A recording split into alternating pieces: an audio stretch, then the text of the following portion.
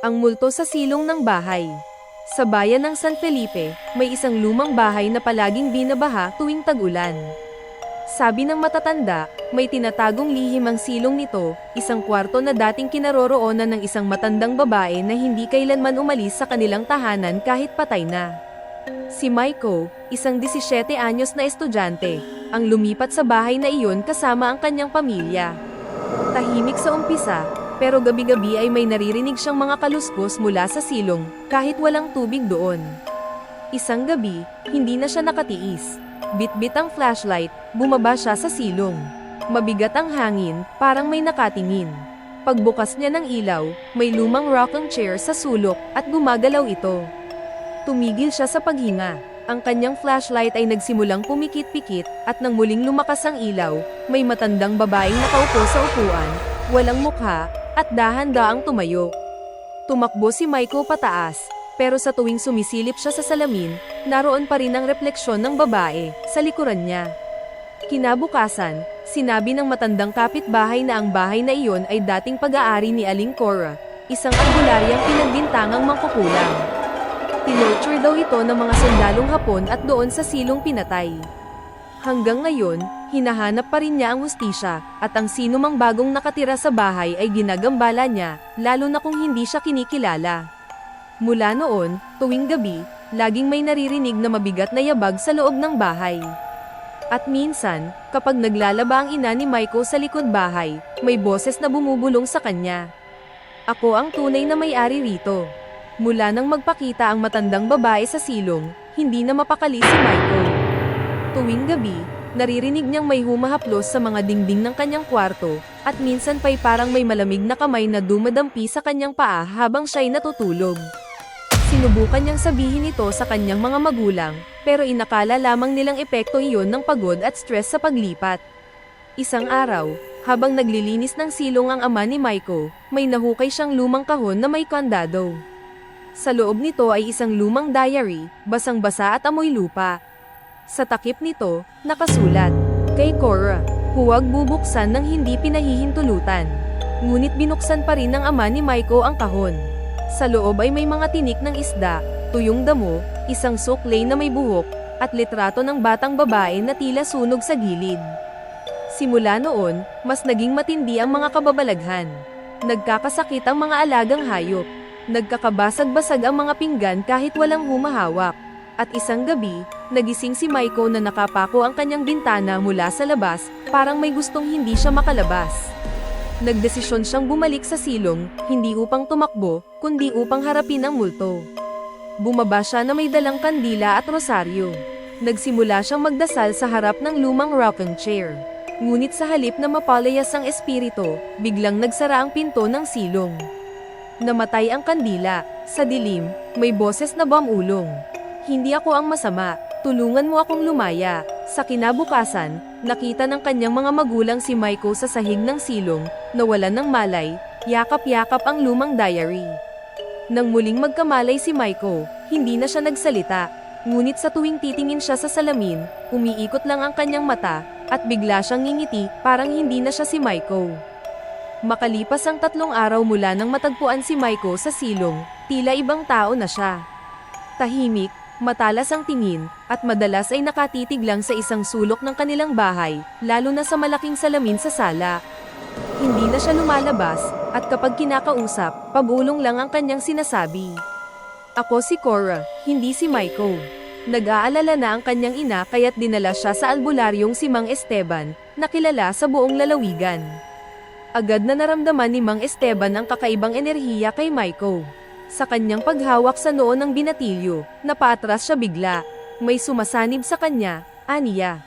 At hindi ito karaniwang multo, isang matandang kaluluwa na hindi makatawid dahil sa matinding galit.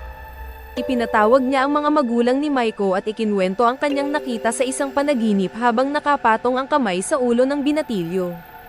Isang batang babae na umiiyak, ikinulong sa silong, pinagbintangang mangkukulam dahil lamang sa pagkakaiba ng kanyang paniniwala. Pinahirapan, sinunog ang gamit, at inilibing ng palihim sa ilalim ng bahay. Si Cora ay hindi masama, isa siyang manggagamot na tinakat ng mga Kastila at pinagbintangan ng mga kapitbahay. Namatay siyang puno ng galit, At ngayon ay nahanap niya ang katawan ni Maiko upang ay parinig ang kanyang panaghoy. Hindi nawala ang espiritu ni Korra dahil hindi pa siya nabibigyan ng hustisya. Ang diary na nakuha ni Maiko ang tanging ebidensya ng kanyang buhay at kamatayan. Iminungkahi ni Mang Esteban na hukayin ang ilalim ng bahay, partikular sa silong, upang hanapin ang bangkay ni Aling Korra. Sa paghuhukay sa likod ng lumang rocking chair, natagpuan ang mga buto ng isang matandang babae, kasama ang sunog na tela ng damit at isang lumang agimat. Nang may libing ito ng maayos sa sementeryo at basahan ng dasal, nagsimulang bumalik ang ulirat ni Maiko. Ngunit bago siya tuluyang nagkamalay, may sinabi siyang hindi niya naaalala pagkagising. Salamat, sa wakas, malaya na ako. Muling naging normal ang lahat. Pero tuwing gabi, kapag natutulog na ang buong bahay, nananatiling nakaharap ang rocking chair sa salamin. At minsan, sa hating gabi, may umiikot pa ring anino roon, nagmamasid. Akala ng pamilya ni Maiko ay tapos na ang lahat. Nailibing na si Aling Korra, bumalik na sa normal ang kilos ni Maiko, at tahimik na ang bahay. Pero isang gabi, habang nag-aayos ng mga lumang gamit sa silong, may nakita silang lumang salamin na nakabalot sa pulang tela. Nang tanggalin ito ng kanyang ama, bumungad ang isang anti-gang salamin na may ukit sa gilid, para sa anak kong si Rosita 1879. Hindi pa man nila ito naiangat, may narinig na silang hikbi, tila batang umiiyak, mula sa likod mismo ng salamin. Si Maiko, na noon ay tahimik lang sa gilid, ay biglang nagsalita ng malamig, wala si inay. Iniwan niya ako rito, dito lang ako. Nang lapitan siya ng kanyang ina, lumingon ito at pula ang kanyang mga mata. Nangangatal ang kanyang tinig, walang makakaalis hanggat hindi niyo ibinabalik ang salamin. Dito ang daan, dito ako nakatira. Kinabukasan dinala ng ama ni Maiko ang salamin sa labas para itapon. Pero kahit gaano nila ito ibagsak, hindi ito nababasag. Kahit binuhusan ng asin, holy water, o binasbasan ng pari, nanatili itong buo. Nang ipinasok nila ito sa bodega, nagising ang buong pamilya sa pag-uga ng bahay at pagbagsakan ng mga gamit mula sa taas. Nang tingnan ang loob ng bodega, ang salamin ay nakatayo na mag-isa sa gitna ng silid, at may mga aninong gumagalaw sa loob nito, tila may sariling mundo. Nagdesisyon si Mang Esteban na bumalik.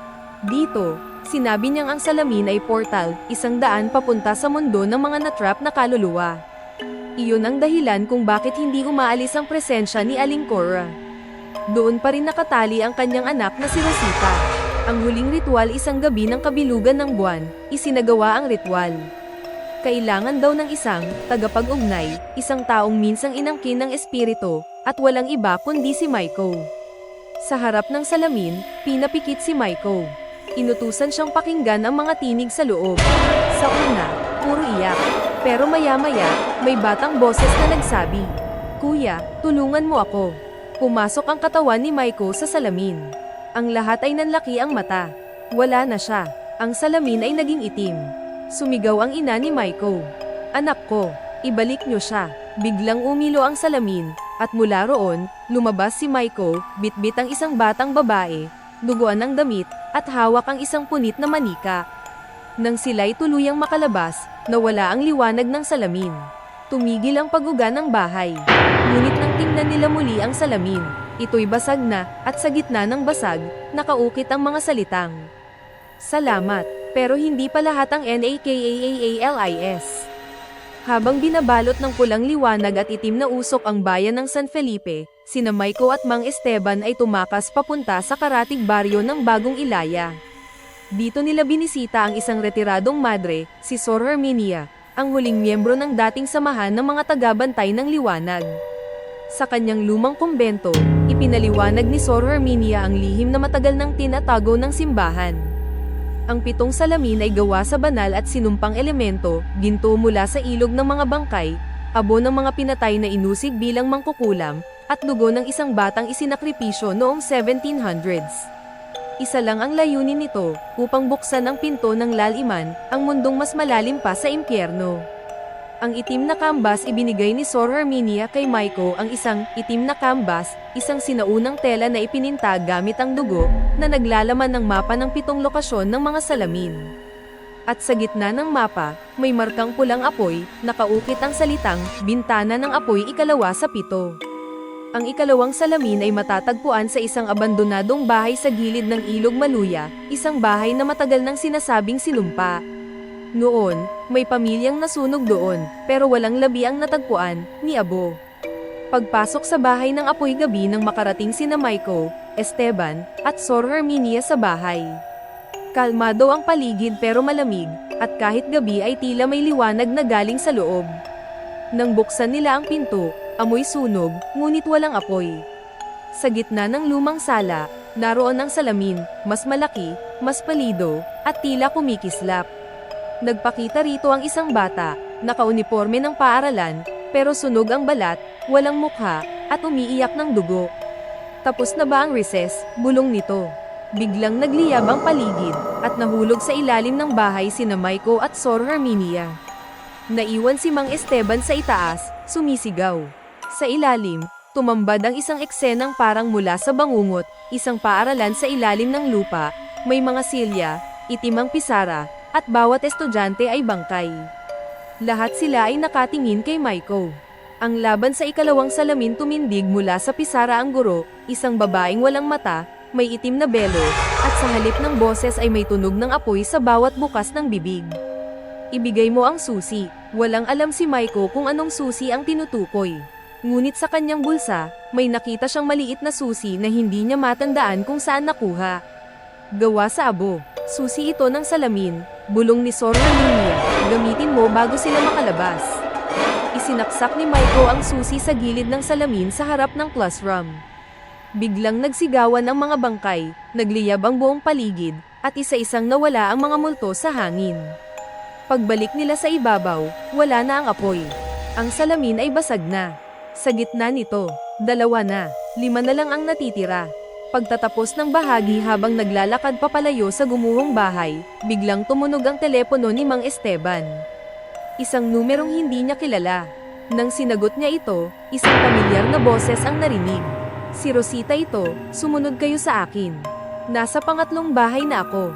Pagkalipas ng maraming linggo, sina Maiko, Mang Esteban, at Sor Herminia ay nakasira na ng 6 sa 7 salamin. Sa bawat salamin ay may kaluluwang Jin-Aiseng, paakit na nilabanan, at lihim na natuklasan. Ngunit nanatiling nawawala ang huling pinto, ang pinakamadilim, ang pinagmulan ng lahat. Hanggang sa isang gabi, habang nasa lumang simbahan sila ng Bagong Ilaya, biglang nagsara ang lahat ng bintana. Tumunog ang kampana sa itaas, kahit walang humahawak. Sa gitna ng altar, isang itim na apoy ang lumitaw. At sa gitna ng apoy, isang salamin na umiikot, may ukit. Ika-7 bintana ang salamin ng kaluluwa. Walang daan pabalik. Dito, muling lumitaw si Rosita, ngunit hindi na bata. Siya na ngayon ay ganap na nilalang ng dilim, mata niya'y itim na walang puti, at ang kanyang tinig ay tila daan-daang boses na nagsasalita ng sabay-sabay. Maiko, ikaw ang huli. Itinatago mo ang bintana ng iyong sarili. Ang huling laban sa pagharap ni Maiko sa ika-7 salamin, nakita niya ang sarili, pero hindi ang kasalukuyan niyang anyo, kundi ang mga anyo ng mga nilalang na sumanib sa kanya, si Cora, si Rosita, ang sunog na guro, ang batang nawawala sa paaralan, ang matandang albularyo, at isang pamilyar na mukha. Ang sarili niyang ama. Ang katotohanan na laman ni Maiko ang lihim, ang kanyang ama ay isa sa orihinal na tagapagtatag ng 7 bintana. Isa siya sa mga taong nagtatakip sa mga ritual, kapalit ng kapangyarihan at kayamanan noon. Ngunit upang mailigtas ang kanyang anak, tinangka niyang sunugin ang unang salamin, kaya siya sinumpa. Kaya pala mula't simula, si Maiko ang ginugulo ng mga espiritu. Siya ang tagapagmana ng sumpa. Ang sakripisyo upang tuluyang maisara ang huling salamin, sinabi ni Sor Herminia ang solusyon, kailangan ng isang kaluluwang handang mawala, hindi lang mamatay, kundi makalimutan. Tumayo si Maiko, tumingin sa salamin. Kung ako ang dahilan, ako rin ang pagtatapos.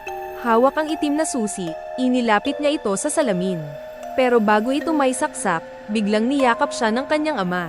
Ako na lang, anak. Ako ang may kasalanan. Nagkasalubong ang kanilang mata, at sabay nilang ipinasok ang susi sa salamin.